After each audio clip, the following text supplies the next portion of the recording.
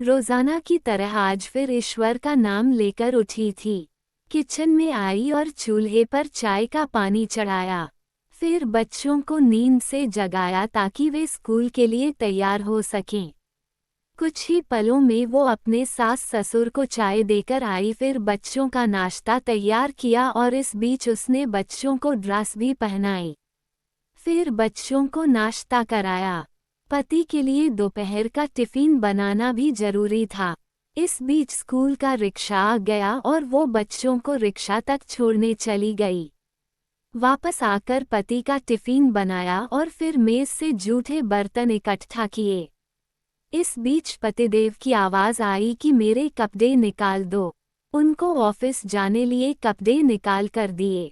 अभी पति के लिए उनकी पसंद का नाश्ता तैयार करके टेबल पर लगाया ही था कि छोटी नंद आई और ये कहकर गई कि भाभी आज मुझे भी कॉलेज जल्दी जाना, मेरा भी नाश्ता लगा देना। तभी देवर की भी आवाज आई कि भाभी नाश्ता तैयार हो गया क्या? अभी लीजिए नाश्ता तैयार है।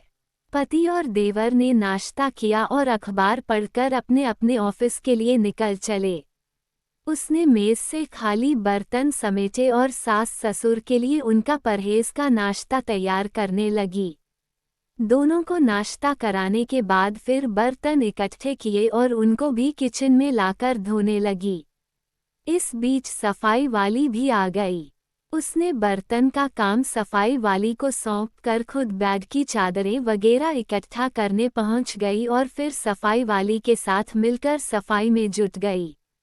अब तक 11 बज चुके थे। अभी वो पूरी तरह काम समेट भी ना पाई थी कि बेल बजी। दरवाज़ा खोला तो सामने बड़ी नंद और उसके पति व बच्चे सामने खड़े थे। उसने खुशी खुशी सभी को आदर के साथ घर में बुलाया और उनसे बातें करते करते उनके आने से हुई खुशी का इजहार करती रही।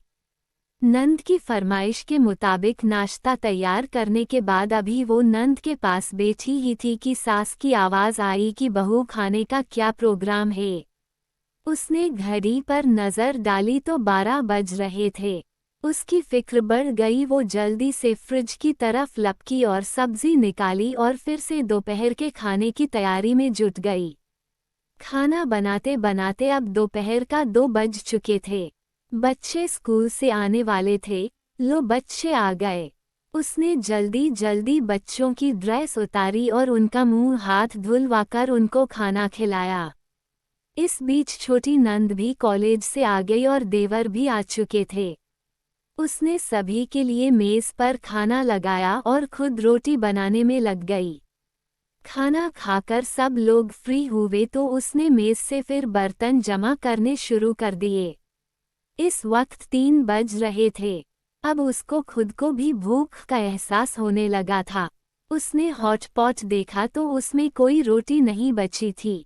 उसने फिर से किचन की ओर रुख किया। तभी पतिदेव घर में दाखिल होते हुए बोले कि आज देर हो गई, भूख बहुत लगी है, जल्दी से खाना लगा दो। उसने जल्दी जल्दी पति के लिए खाना बनाया और मेज पर खाना लगाकर पति को किचन से गर्म रोटी बनाकर लाला कर देने लगी। अब तक 4 बज चुके थे। अभी वो खाना खिला ही रही थी कि पतिदेव ने कहा कि आ जाओ तुम भी खा लो। उसने हैरत से पति की तरफ देखा तो उसे ख्याल आया कि आज मैंने सुबह से कुछ खाया ही नहीं। इस ख्याल के आते ही वो पति के साथ खाना खाने बैठ गई। अभी पहला निवाला उसने मुंह में डाला ही था कि आंख से आंसू निकल आए। पति देव ने उसके आंसू देखे तो फौरन पूछा कि तुम क्यों रो रही हो। वो खामोश रही और सोचने लगी कि इन्हें कैसे बताऊं कि ससुराल में कितनी मेहनत के बाद ये रोटी का निवाला नसीब होता है और लोग इसे मुफ्त की रोटी कहते हैं। पति के बार बार पूछने पर उसने सिर्फ इतना कहा कि कुछ नहीं, बस ऐसे ही आंसू आ गए। पति मुस्कुराए और बोले कि तुम औरतें भी बड़ी बेवकूफ़ होती हो, बिना वजह रोना शुरू कर देती हो। आप इसे शेयर नहीं करेंगे? अगर आपको भी लगता है कि गृहिणी मुफ्त की रोटियां तोड़ती है